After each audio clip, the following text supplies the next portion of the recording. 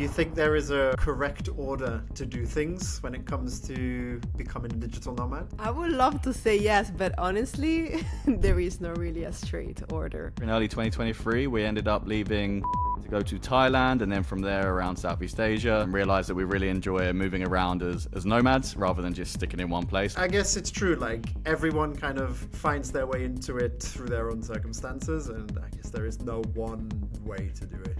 Actually, and another tips that I will give is that, again, as Ryan said, do the work, because the ultimate goal about being a digital nomad or freelancer and be able to travel the world is to find... No, you can't tell us that and then not tell us about it now.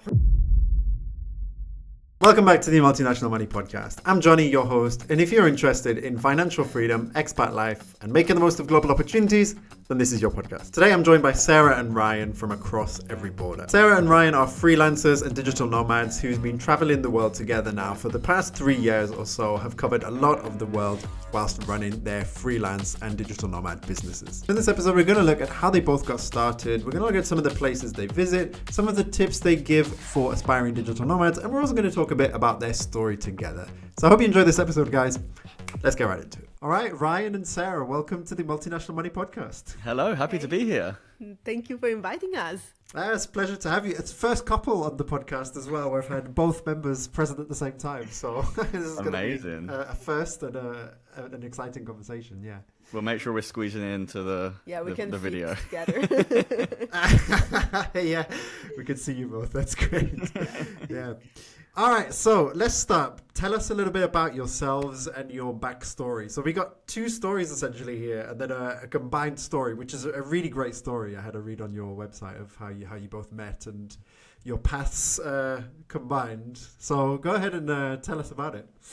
Sure. So my name's Ryan. I'm just turned 31, so I'm quite old now, and I grew up in the UK, and I ended up going to university to study biology, but immediately after decided that backpacking was calling me, and I have never looked back since. So I went to Australia and I lived there for 1.5 years on a working holiday visa doing farm work. I bought a car, did some road trips and stuff like that, and then ended up in Southeast Asia very briefly before COVID sent me back to the UK again, and I had like 1.5 years in the UK where I was feeling very well. It was nice to be back for a little while, but after about 8 or 9 months, it started to get a bit like, oh, itchy feet, I really want to go away again. So I ended up flying to Bali in November 2021, and I started to learn to freelance as a video editor. I started my own YouTube channel, and that eventually led me to taking on my first client and then my next client, and sort of led to where I am now as a freelance video editor for YouTubers. And then I'll let Sarah talk about Sarah. So I am Sarah. I'm 32 years old and I'm from Switzerland. And I study business back in Switzerland, and I started to work in a company. But honestly, from the first day I started to work, in my head there was the idea that there was no chance that I could have done the job in an office until I was like 60 or 70. And so I decided to pack all my stuff and start to backpack around the world. I had no idea about what working online means. I literally just wanted to go and explore the world and also figure out a little bit what I like myself, because I always follow the path of like studying and end up into jobs without really questioning what I really want to do in life, right? So I backpacked for about 2 years. Then I moved back to Europe, to Berlin, and I started to work for a company that allowed me during COVID, to work from home at that point. And I started to put my feet into this remote working things that I really like, because I didn't have to commute to work every morning, right? I don't have to wake up at 6 a.m. I can just basically choose my own hours somehow and work from home, which I love it. But then again, as Ryan said, I also got the itchy feet. And I decided to save up a little bit of money and then quit again to figure out even a little bit more what I wanted to do in life. And I flew to Bali. Actually, I flew to Bali literally the same week as Ryan did. We just were like a couple of days apart. So I ended up in Bali and I started to figure out that I really like content creation and always enjoying posting on social media. So I started to get my feet into that as well. And through a friend of mine, I got my first client as social media manager. And then the ball rolled basically, and I end up freelancing as social media manager, as I'm doing right now. Yeah, and then we met in June 2022, which is about 6 or 7 months after we both landed in Bali. So that was really fun. We met through a mutual friend at his birthday party on a night out. So it was hopefully, well, gladly not one of those modern dating app ones, unfortunately. But yeah, and then Sarah quickly actually moved in with me because it saved us money on rent rather than paying for two places at once in Bali. About 6 weeks after we met, we decided, maybe you should move in and we'll test it out and see how it goes. Like, we're enjoying each other's company, and if after a few weeks it doesn't work, and then Sarah can just go find another place to live because it's that easy in Bali. But she ended up sticking around, and then about 7 or 8 months later, in early 2023, we ended up leaving Bali to go to Thailand, and then from there around Southeast Asia, and realized that we really enjoy moving around as nomads rather than just sticking in one place like we'd been doing in Bali. So we carried on, went back to Europe for a bit, went to South America and Central America for a year, came back to Europe for the summer, and then went back to Southeast Asia for a year, and now we are currently back in Europe again. Yeah, sticking around for winter this time. Yeah. Yeah, we were talking about it just before we started recording. But what a story, guys! That's incredible. So many adventures together, and such a great life that you have and that you showcase online on your channel as well. Yeah, we really hope to inspire people because, sometimes it's very easy to kind of like feel disconnected with people on social media. But we literally try to show like all the behind the scenes and how like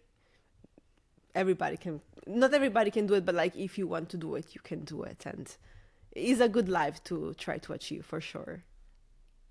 Absolutely, yeah, I totally agree, and it's exactly why I got you on the podcast, because we want people on here that are inspiring and that show the possibilities that are out there for people who really want to, pursue that kind of lifestyle, or a lifestyle abroad outside of the norm, if that makes sense. Yeah, I feel you. So coming back to an element of your story, the answer is a bit more clearer in Ryan's case, but maybe less so in your case, Sarah. So which came first, the digital nomad idea or the business? Because I think in Ryan's case, maybe the business came first.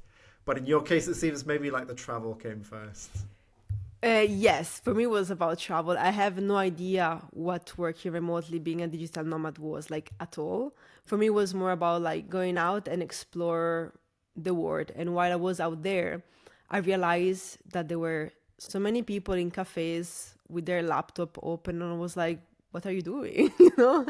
And then I realized that there were people that were doing copywriting, so they were writing for a company around the world, or some of them were like digital marketers working online, or Ryan was like a video editor. So I discovered that there was the opportunity to find a way to make money while traveling. And for me, that blows my mind. I was like, oh my God, that's awesome. So this means that if I put effort into it, I don't need to run out of savings and having to fly back home or somewhere else to find a place to settle down and work there, right? I can find a way to make my way and work remotely. Yeah, and then Ryan, in your case, I think you had the idea of being a freelancer and then discovered that gave you the possibility to travel. Does that sound right? No, I think mine came simultaneously. So I left for Australia at the end of 2018 to go backpacking for the first time. But before I left for Australia, I had already been watching YouTubers online, like travel vloggers and stuff, people like that, and also following travel photographers on Instagram. So while at that point I didn't have either of those skills, I did see that people were traveling and working online before I left for Australia. So I left for Australia without any skills, and I didn't have any business or any income, but I knew that I wanted to ultimately work online eventually. I just didn't know how to do it or how to get there, and I had to sort of work that out over the next few years. Okay, makes sense. Yeah. Let me ask you both, based on your answers, do you think there is a correct order to do things when it comes to becoming a digital nomad? I would love to say yes, but honestly, there is no really a straight order. Or better, like, there is a straight order. Like, for example, you start to develop a skills, you start to put yourself out there looking for clients, and you find a job. These will be the dreamy scenarios, but we are in the real life, and usually things don't go straight. So usually it's more like jumping between them things, trying to do something, then you realize that you don't like that things, and you try to dive into something else. So personally, there is not really a straight line. It's all about pushing yourself out there and trying to figure out things. Being surrounded, by the way, by a community, that really helps because it kind of keeps you on track.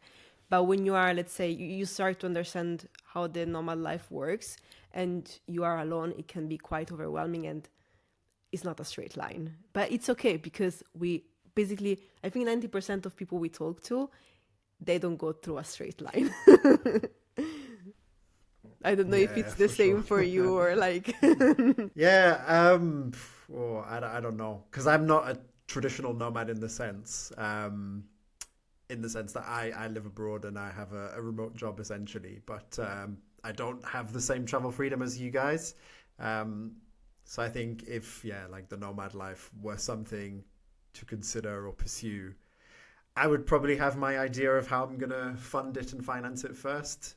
But in your case, Sarah, like you just wanted to travel and then you discovered that there was a lifestyle that was possible. So I guess it's true. Like everyone kind of finds their way into it through their own circumstances, and I guess there is no one way to do it. Yeah, there's definitely many paths one person can take to get to their end goal. Yeah.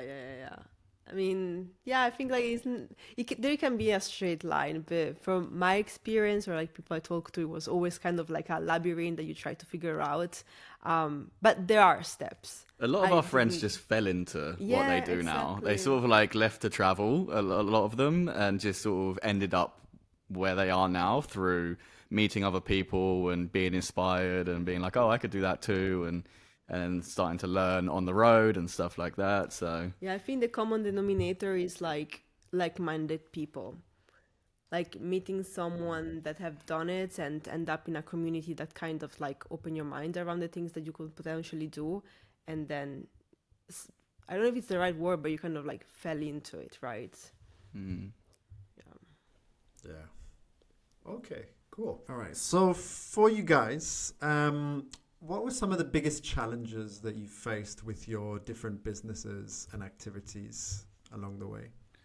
I think for me personally, it was trying to find my first clients, because I went through so many different paths to get to being a remote video editor that it was kind of like learning over and over again. So originally, when I left for Australia, I picked up photography, and then 2 years later, I tried to become a travel photographer, which is very difficult and incredibly competitive. And I just didn't know how to find clients. I was doing loads of cold outreach and obviously never hearing anything back and stuff like that. It was for me, I think finding the first client to get that ball rolling was probably the most difficult thing. And also learning to treat myself as a business, even though I'm an independent freelancer, I had to treat my work as a business. And I found that quite difficult to start with as well, because, I always saw myself as a creator, a photographer and a video editor, rather than like a businessman. But, I feel that's something that quite often isn't taught when we're growing up in school, in high school and whatnot. So trying to learn that on my feet was quite hard.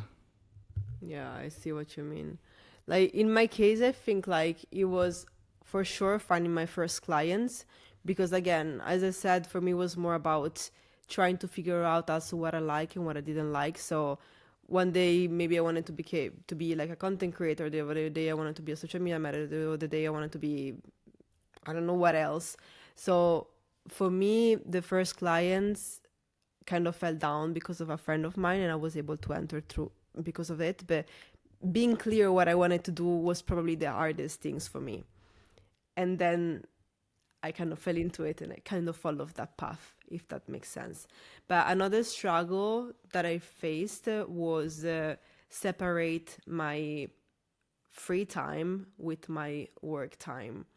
I remember when I got the first clients, I was basically working all the time.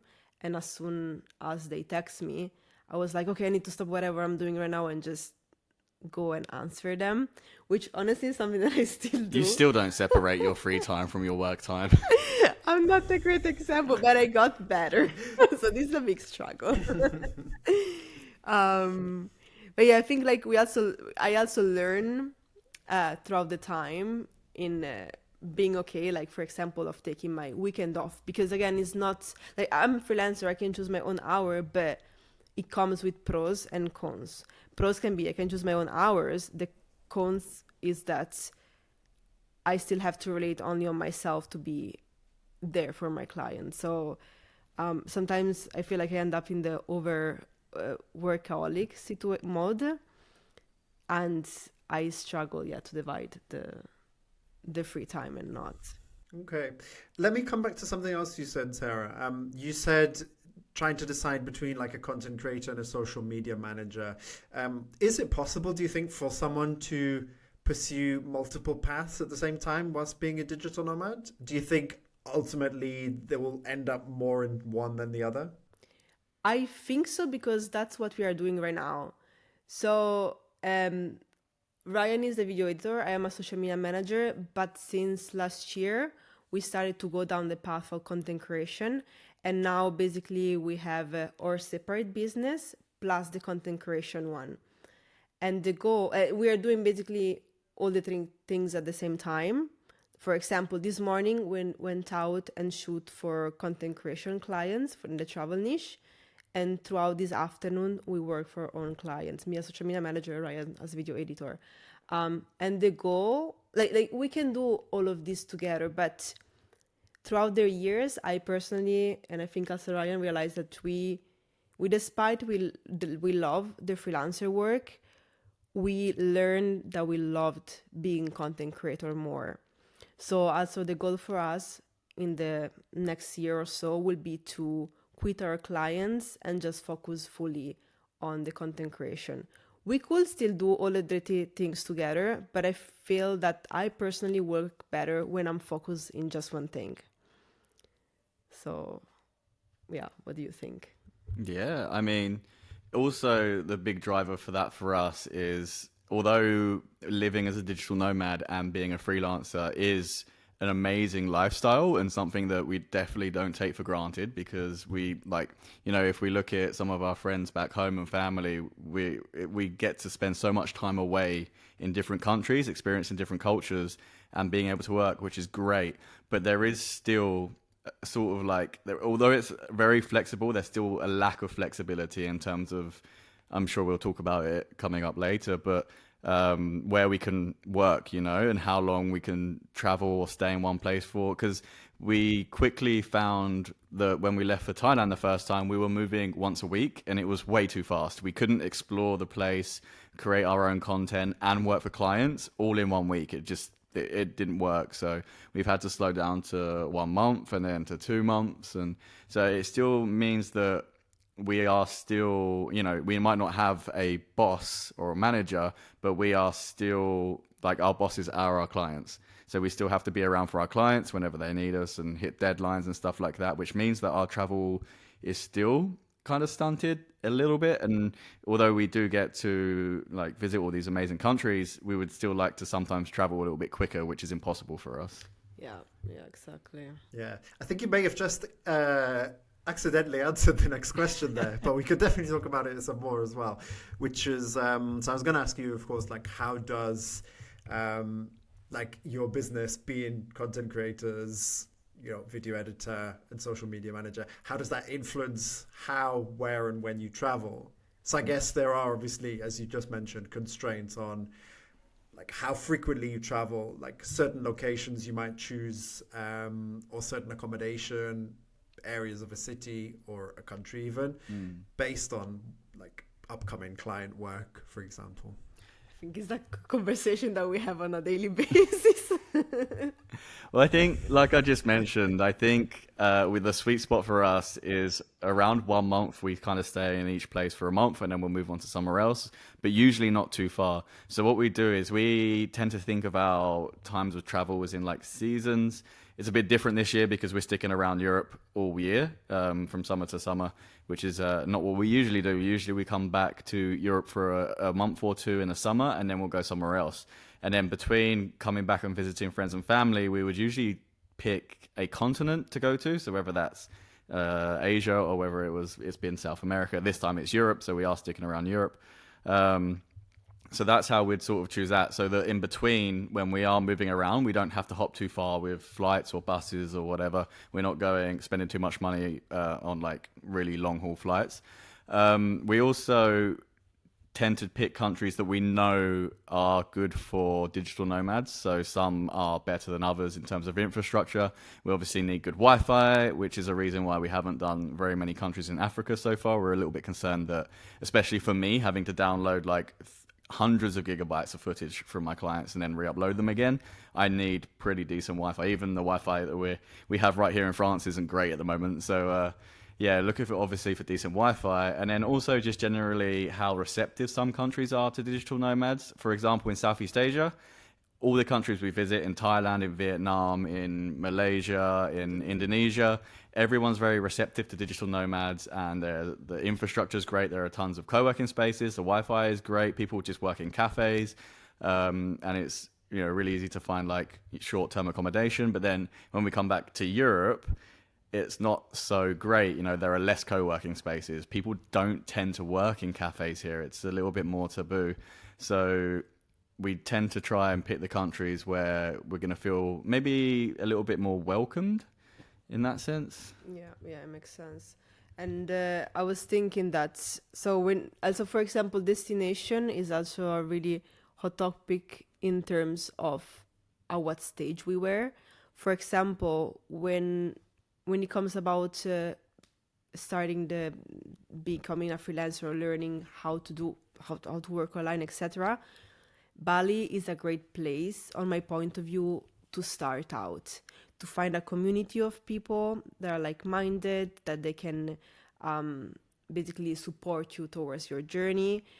But it's also kind of very easy to get swallowed into the party mode, or like there are a lot of Crabs. No, a lot of like how you say, like, so many things going on that if you're just distraction, there are a lot of distraction, which is something that, for instance, in Chiang Mai in Thailand, I didn't found at all. I feel like, for instance, in Chiang Mai is another digital nomad hotspots in Thailand, and there you can find more not ancient digital nomad, how you say, more seasoned digital nomads. So people that are already working remotely for a while, that I'm not starting out. So I think also, depending on the location, you will find a different type of community. Does it make sense? Yeah, I think it makes sense. And then also it comes down to a little bit more of convenience as well. We like places where there's tons of food options. We like places where it's easy to walk around. We like places with good transport systems if it's a bigger city. And gyms and stuff like that, because at the end of the day we're still trying to stick into a routine while we're working. So it's good to make sure that we're hitting the gym, or going out and buying groceries and cooking at home, and going out to eat good food in restaurants and stuff like that as well. Great, yeah. I imagine, it's a lot of things to think about. I imagine at the start of your journeys, and probably a lot of people who start in the digital nomad life, it's all about just, exploring the first place that comes to mind. But to make this a more sustainable, long-term endeavor, there does kind of need to be some kind of routine or structure to your everyday and your life in general. Yeah, for sure. It's very fun because often there is the idea about quitting your 9 to 5 to do your own hours, but at the end of the day you escape this routine and you end up needing a routine. I think without routine we won't function. Quit the 9 to 5 just to try and get back into the 9 to 5 again, but then you can't, because you have to be available and do all this extra work for clients and stuff like that. So it becomes very difficult. Yeah. I hope you're enjoying the episode so far. Just want to take a moment to say that if you want to discover and explore some of the topics we've talked about in this episode in more detail, then be sure to check out my Global Financial Freedom course. From starting a side hustle, making money online, diversifying your wealth across borders, optimizing your taxes, and deciding where to relocate abroad, I've created a comprehensive and practical course to help you level up in all these different areas of life, giving you the chance to improve your personal finances and your quality of life at the same time. Check out the link in the video description on YouTube or the link in the episode notes on podcasting platforms to be taken to the course landing page. And with that, let's get back to the episode. So now we're going to move on to a bit more of the travel aspect of things. So you've both alluded to a little bit where you've been, which is pretty much most of the world minus Africa, as I understand. So tell us a little bit about where you've been primarily. I think Asia, you've mentioned the number of countries that you visited. Europe, South America, I'd be interested to understand where you've been there. And even the African countries that you have visited. We'd love to hear about them. So we've never actually been to any African countries together, but I have been to Tunisia and Egypt on family holidays when I was younger, and you've been to Egypt too? Egypt and Tunisia as well. Oh, yeah, same as me. So we've been to the same African countries, just not together. I think they're the classic all-inclusive family holiday that you have when you're a kid, right? Yeah. But ever since we've been together, we're now in our 20th country together in 3 and a bit years now. So that's pretty cool. But we also, because we stay in places for longer, we don't move around that quickly. So people would usually expect it to be more. But unfortunately, and we go back to a lot of the same places as well. So our usual haunt that we really like and we really love is Southeast Asia. Every time we leave Southeast Asia, we cannot wait to get back to Southeast Asia again because, the food is so good. It's super affordable. There's large communities of nomads there. A lot of our friends are there. We love the cities that we go to like Bangkok, Kuala Lumpur, Chiang Mai, Da Nang, Ho Chi Minh City as well. All really good places to go and base in.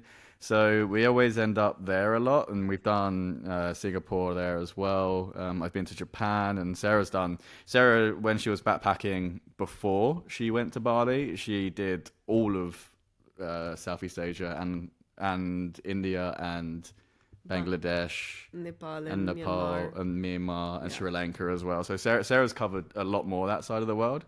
And then not last summer, but the summer before, the travel season before, we decided to go to South America instead. So we went to Colombia for 2 months, and we did 2 months in Peru, 2 months in Bolivia, and then a month in Mexico before we flew back to the UK again. So that was good fun. And actually, I think kind of a bit of a surprise because we knew that we would enjoy that area of the world, but Bolivia was amazing. The people were so friendly. The Wi-Fi was pretty decent.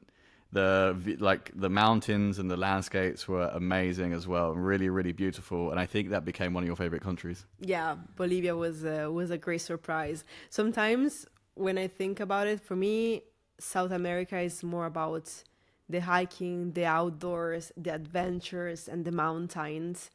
And when it comes to Southeast Asia, it's about the community and the people and the culture and the beaches.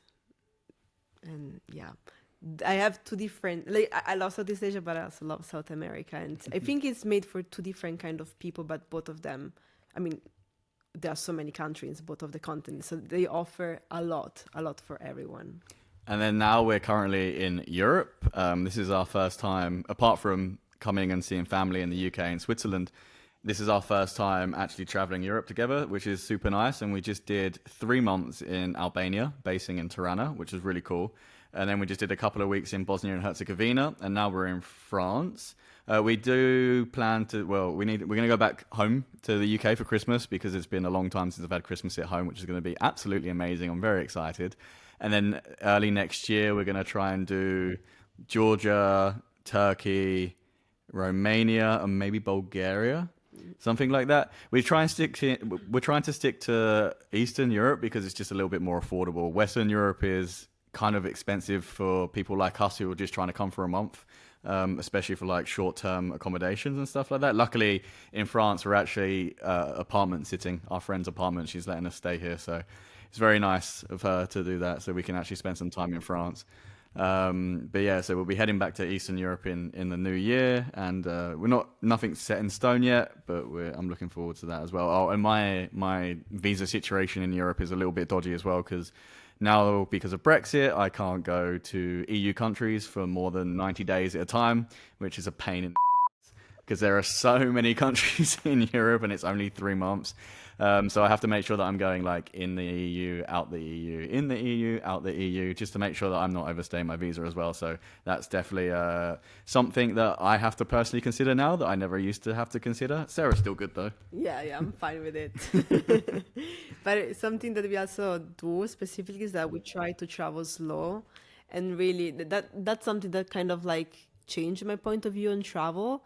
Because while I was backpacking, I was jumping from one place to the other, traveling fast. On the other hand, now that we try to settle down for like 1 month per place, we really can kind of like see some of the things that maybe if we will travel fast, we won't see. Little example, even just do groceries. If I travel fast, I don't do groceries. I go in a restaurant, eat something there because I don't have a place to store my stuff. But even just going and do groceries, wherever we are in the world, it's something unique. You know, like I don't know what about you, but I love go inside a grocery store and check what are the local products there or what people used to buy there. It's so fascinating, and it's like another level of travel that I really, really do love. Yeah, even not traveling, just wherever I go, I love going to the supermarkets as well. I find it's like an adventure at first, and then it becomes almost, I don't know, like therapeutic to go to the supermarket to look at the products, and then yeah, so I love it as well. And I really like what you said as well about how like your mindset has changed, because I was the same through like my 20s. Like my mindset traveling was like, oh, I need to do this. Like I need to do this. Now I think about, okay, like how do I want to like feel, or what kind of experience do I want to have while I'm traveling? And based on that, I'll decide what I do when I travel. But now we're posting on YouTube again, actually. We're kind of like planning to get a bit quicker again at some point.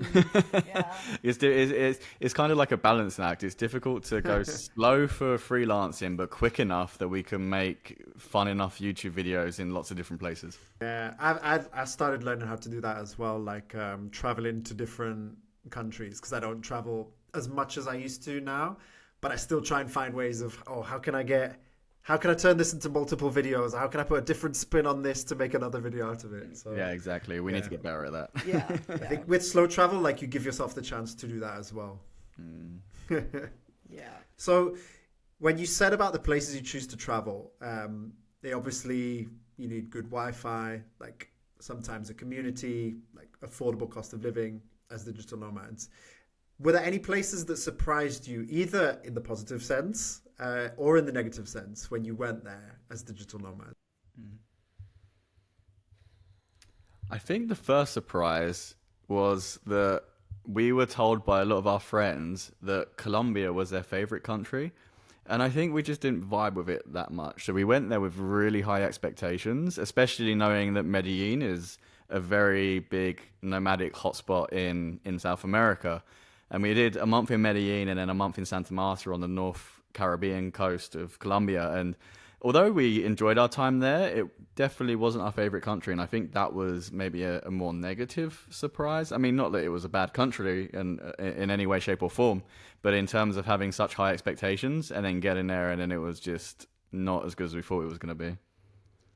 Yeah, I agree with you. I'm trying to think a surprising or negative situation. I can't think about any. I think the things that I can think about it, it's crazy to me how much the cost of travels and of living has grown throughout the years. And what I mean with that is that the first time I flew to Asia, I think I pay a flight ticket like $200, maybe like 200 euros around that price. And now when it comes about flying, it's almost the double. So even just... Inflation's a I don't know if it's inflation. Yeah, but yeah. Generally talking, like everything seems to grow in price.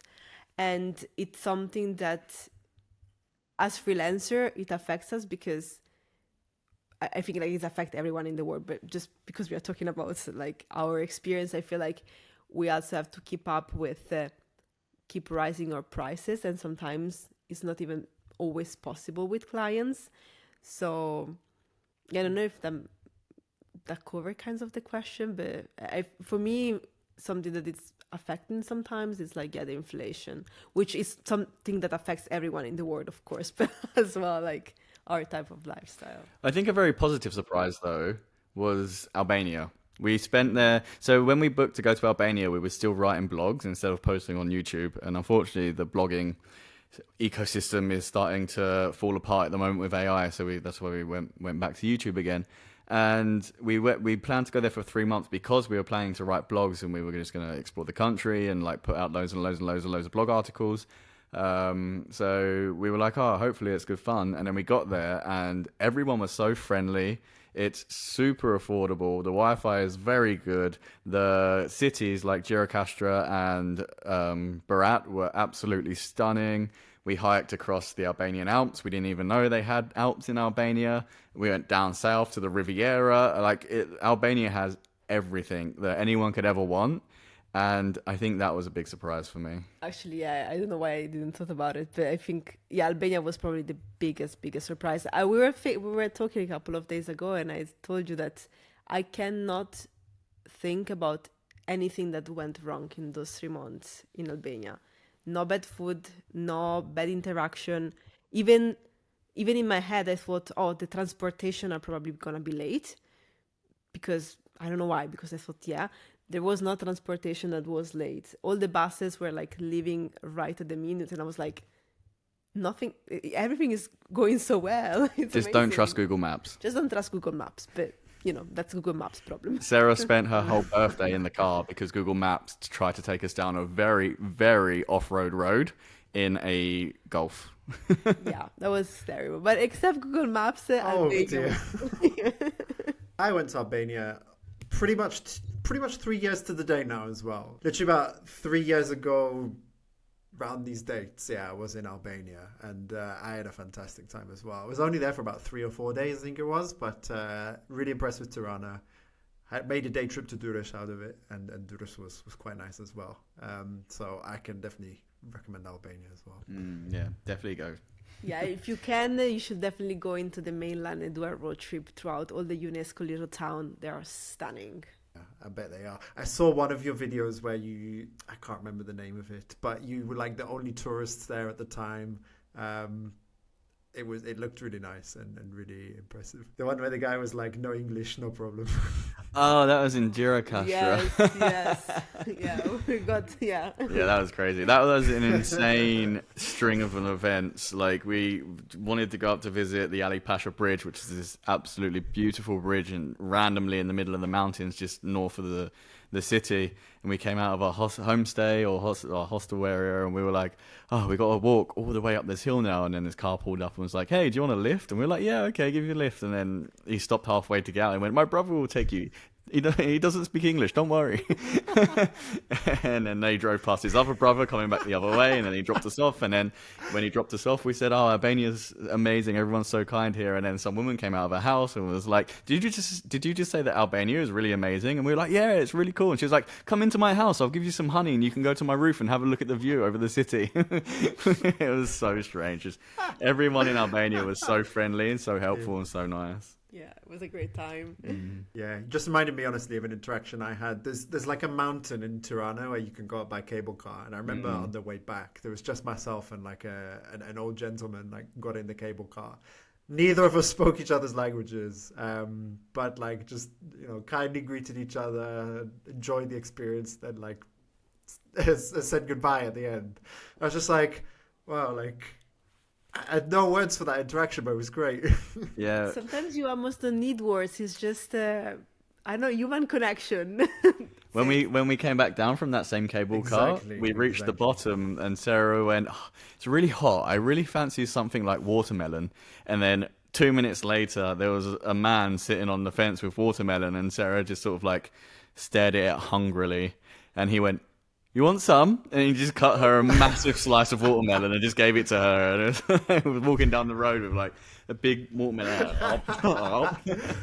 Yeah, all these things happen in Albania, and to me, that's why it was amazing. Yeah, nah, fantastic place, 100%. So I guess this is more about the kind of lifestyle of travel, vlogging, and what you guys do with content creation. Do you think there's any major misconceptions about it with all the places you visit, all the things you do, and all the content you create?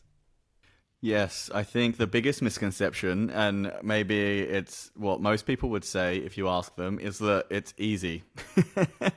All you do is just travel and make videos, which is crazy because we have never worked as much in our lives as we do now. Like we are easily pulling like 60 to 70 hour weeks trying to balance freelance work with our client work and stuff like that, and also trying to like balance. We don't really have much of a work-life balance because if we're not doing work on our laptops, we're then out exploring a city or an area of the world, but we don't do it without filming it. So it's like that's still kind of like work, although potentially doesn't feel like work, you know.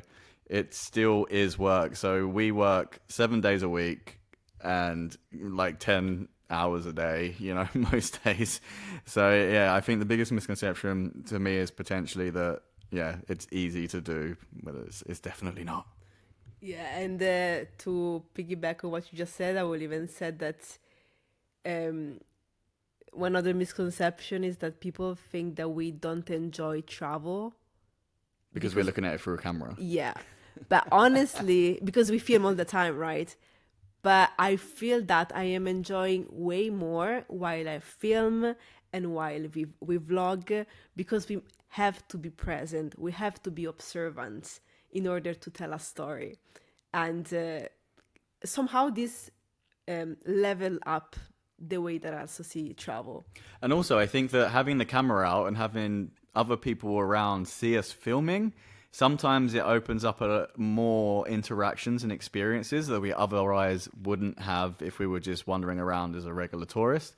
Like the people letting us into the car and giving us like some food to try in restaurants that's like more local that we didn't order or something like that, you know. Like those sort of things, I don't know if they would happen without having the camera out, because these days I think everybody knows if you're filming and you don't have a big camera crew, you're probably filming for YouTube. So they're all like, oh, like I want to show how, you know, nice my country is, and, you know, I want to show you the best experience you could possibly get and stuff. So while, you know, a lot of people might think that you're not present while we're there, like Sarah said, we're definitely present because we have to think so much about what we're filming and what we're looking at, and even framing up shots and stuff like that. But then also I think it inspires these extra interactions and experiences that regular travelers might not get. That's a really interesting perspective, because I used to like when I was before I did YouTube, like film and take photos of everything on my phone. And I did feel like sometimes in that sense I wasn't present. But when I stopped doing it on my phone and started doing it more on like my proper YouTube camera that I have, I also felt the same. And I also felt like when I look back on the memories, they have more value than some photo I took with my phone, because it was done intentionally and it's of a high quality as well. And saying that as well, like having those memories is definitely an amazing thing. Like being able to look back on the trips that we've done in the past, because we both started YouTube separately before we started YouTube together. So we both have old videos of our travels that we actually sat down a few weeks back and watched a couple of them for whatever reason. Maybe it was like to see how far we'd come. I can't remember what the reason was, but we did sit down to watch a couple of our first videos, and we were like, oh, like, do you remember when we went and did that? Because there were some videos that we done that were technically separate videos, but we were together filming them. We just started to see. Yeah, we just started like dating. So like she would create a video for her channel, I'd create one for my channel, and we would appear on each other's channels. So yeah, we were really like watching some of them, be like, oh, do you remember I completely forgot about that. Do you remember when we did that? And it could sort of like capture all of these very specific, fun moments that are very nostalgic that you otherwise might forget if you didn't put together a nice travel video about it. Yeah. And sometimes I also feel that is, you know, like content creation is a job. At the end of the day, it's a job, but it's still our passion. It's like if you became like a football player. I think you became a football player starting by the fact that you love playing football, right? And then you train, you become a professional football player. So I feel like for us, it's kind of the same. We start with the passion of creating content and posting content out there, and we end up doing it as a job, which it can be, it's a lot of effort, but it feels ours, and it feels good. Yeah, that's awesome. Bringing all of it together, guys. What are your top tips for someone who's aspiring to pursue a life of travel, freelancing, or being a digital nomad? So we were talking about this the other day, and I think Sarah said her top tip would be to surround yourself with like-minded people who are on a similar path to you. For some people that might be difficult. For example, when I was in the UK and I was wanting to go to Australia and start with like pick up a camera and start creating and stuff like that, everyone I spoke to and all my friends had like, you know, no not relation, was it? They couldn't relate to it, essentially. They like, you know, they were like, okay, that sounds great. So I think a good way is to try and find, if you can't do it physically, maybe to try and find a good community of people online that can you know start to enter that journey with you and grow with you together, and then you can help each other out and stuff like that.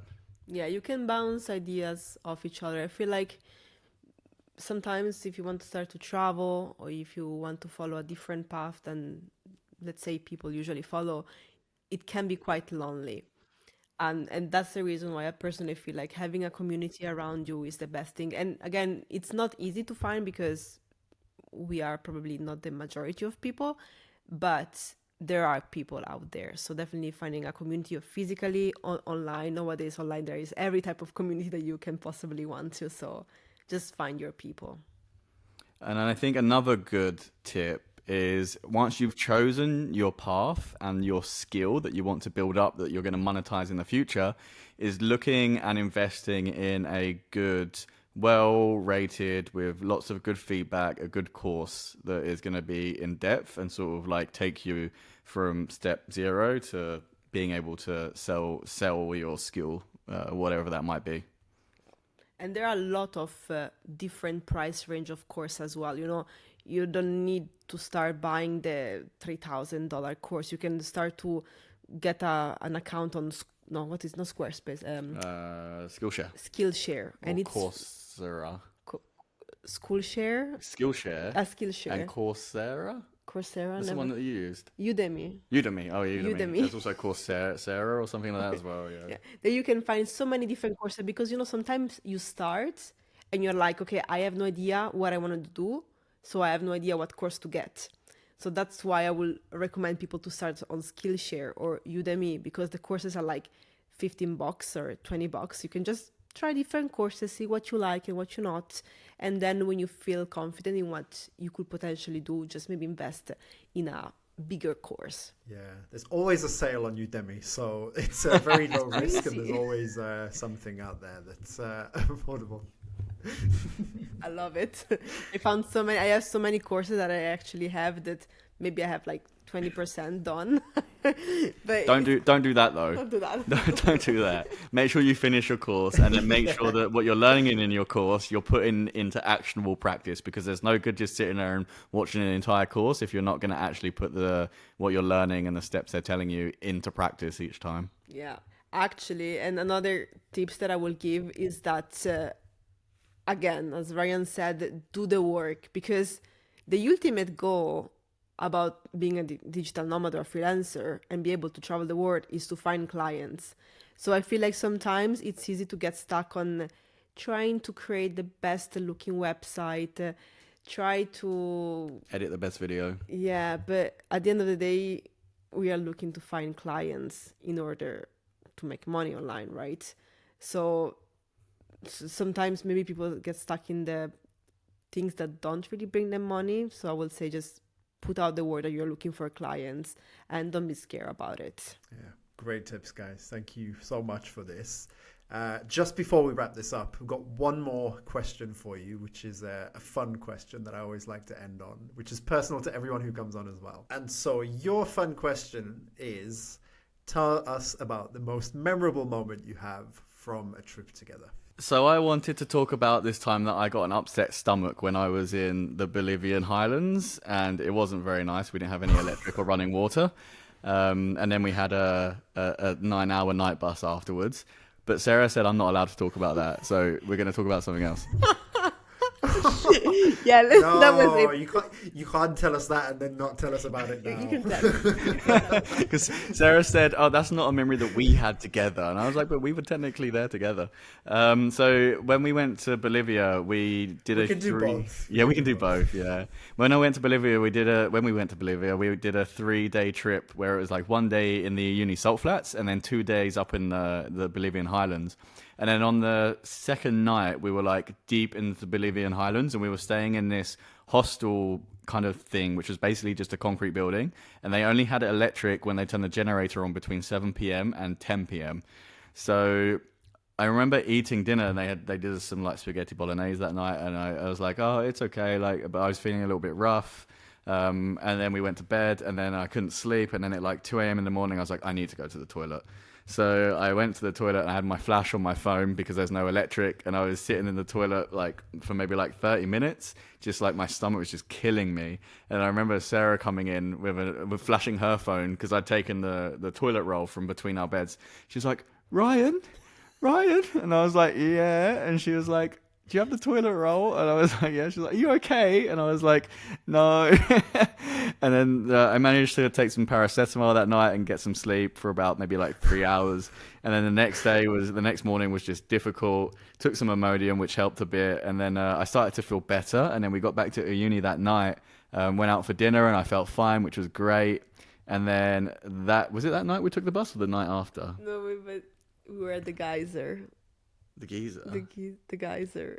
Oh, yeah. Oh, I don't need to go into that much detail. And then, I think the next night we had to take an overnight bus from Uyuni to Sucre, and it just all came back again. And the bus toilet was broken, like it wouldn't flush. And I was like, I can't go in there. So I had to ask the bus driver to stop. And then he was like, oh, no, I can't stop. And I was like, no, I need you to stop. I need you to go outside. And he was like, okay. And he stopped. And then I went and like threw up behind a wall somewhere. And I came back. He was like, are you all right? And I was like, not really. And I managed to get back to sleep. And then we arrived in Sucre at like 5 a.m. And we walked to our Airbnb. And they were like, we messaged them and said, oh, we're going to get there early. Is that okay? And they were like, yeah. And then no one turned up. Until we were there from 5 until 9. And Ryan was very, very sick. I was just sitting outside the Airbnb, like so ill. I was like, I just want to lay in bed. And they were like, oh, sorry. The Airbnb owner didn't tell the woman that was coming to let us in that we were going to get there early. And then by the time she found out, because we were trying to ring them like constantly. And by the time that she found out, she had to do a morning school run. So then like she had to go do that and then come back to us. So yeah, that was a bit of a situation. I've never had such a bad travel experience as that. that is by far my worst travel experience. But you know what? I know that it's bad. And I also had situation like this. The thing is that every traveler somehow in their experience of traveling end up in this type of situation.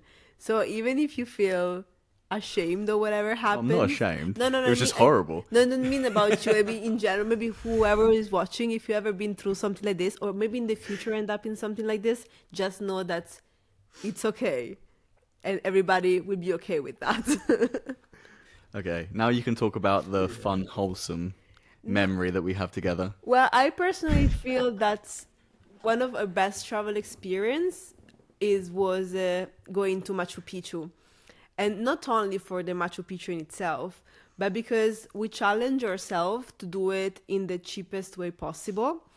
And this meant to take a 6-hour local van throughout a very mountainous, windy, steep road, rocky, dusty, super scary road, to then get dropped off 3 hours away from the based village of Machu Picchu.